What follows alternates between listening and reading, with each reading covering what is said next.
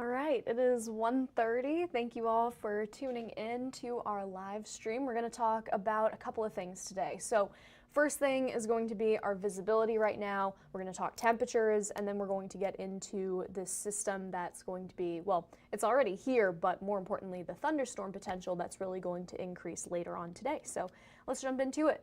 Right now, our visibility is still very reduced across the North Woods. You can see Marinette down to just a quarter mile of visibility, Shawano a half a mile, Anago a half a mile, Rhinelander even less than that, Green Bay down to just 3 miles of visibility. So really important to just be aware that you might run into some areas of dense fog, especially around the lakeshore.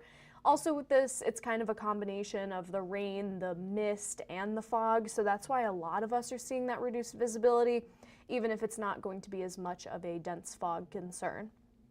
So again, along the lakeshore is kind of the main area of concern here. You can see this dense fog advisory remains in effect for those lakeshore counties, Door County, Kewaunee County, Manitowoc County, all under this advisory through the rest of today, through tonight, and until around 6 a.m. tomorrow. In addition to that, our temperatures are going to keep warming up, but the timing of our highs and lows is going to be a little bit different than normal. So normally we say, a high of 55. We would think that that would usually occur in the late afternoon. Today, our high temperature is really not going to occur until closer to midnight. And then tomorrow, the opposite's going to happen. Our high temperature is going to happen right after midnight, and then throughout the rest of the day, we're pretty much going to steadily decrease. After that, though, we do make it back into those more normal conditions, or more normal timing rather, with those warmer temperatures for Sunday and Monday. Monday shaping up to be really nice. Sunday should be pretty nice as well. So most of the weekend's going to be pleasant. We're getting that rain out of the way early. After that though, from Monday into Tuesday, we're going to drop back down pretty quickly. We'll see temperatures in the 30s and 40s through all of next week. So as I mentioned, tomorrow our high is actually going to occur earlier in the day, and then from there we will get a little bit cooler as the day progresses. You can see by around this time tomorrow, we'll be back in the mid 40s, and also going to be pretty breezy tomorrow with that wind out of the northwest, so it's likely going to make it feel a bit colder out there too. So here is what our current ViperMax radar is looking like. A lot of green going on. We have a lot of showers, rain. You can see some of the heavier rain over Manitowoc now. For the most part, the first kind of push of rain has made its way closer to the lakeshore. We are going to be seeing another round of it. And with this second round that's going to arrive later, that's when that thunderstorm potential really comes into play. So this is mostly going to be later tonight. We're likely going to, or rather the main hazards with this are going to be some small hail. We could see some gusty winds, also heavy rain that could lead to some localized flooding. So with this, again, the potential of severe weather is relatively low, but it's not zero, so super important to have a way to receive those weather alerts. You can see this is our severe weather outlook from the Storm Prediction Center. Most of our counties are in that low risk of seeing severe weather. Our southernmost counties are right on the edge there of that medium risk. So basically, as more south you go throughout the state, the better chances are going to be to see that severe weather or stronger thunderstorms in general. Again, the wind and hail are going to be those primary concerns. So looking at the timing here, in the next hour or two, I expect this first wave of rain to pretty much fizzle out. Keep in mind though, we'll likely still see this misty, foggy, wet situation even through that evening commute.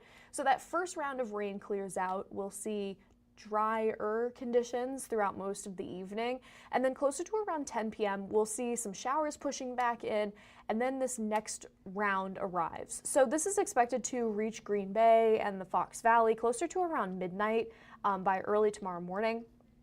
And again, this is where that thunderstorm potential really comes into play.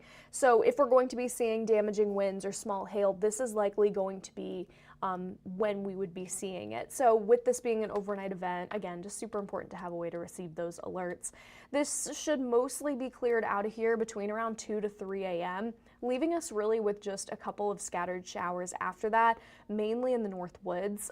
Also keep in mind, as temperatures drop, especially in the north woods. Can't rule out maybe a mixed precipitation or some icy conditions, but for the most of us, I really don't expect that to be a big concern. So you can see here at the very, very top of that screen there, around 6 a.m., maybe a few flurries way up north. But again, that's mainly going to be closer to that Michigan border. The rest of our Saturday looking pretty good. It'll be cloudy, it'll still be gloomy. I expect that we'll likely still see some foggy, hazy, misty conditions out there, but the bulk of that rain will have been gone and out of here. So on our Super 7-day forecast, you can see rain and thunderstorms throughout the rest of the day today. Temperatures are going to hold relatively steady into tomorrow. Tomorrow morning, a few lingering showers. That fog likely going to continue to be a bit of a concern, but after that, a pretty pleasant weekend expected. Sunday, there's the possibility of a few pop-up showers around the area. I really don't expect it to be anything major, but most of us are going to see sunshine.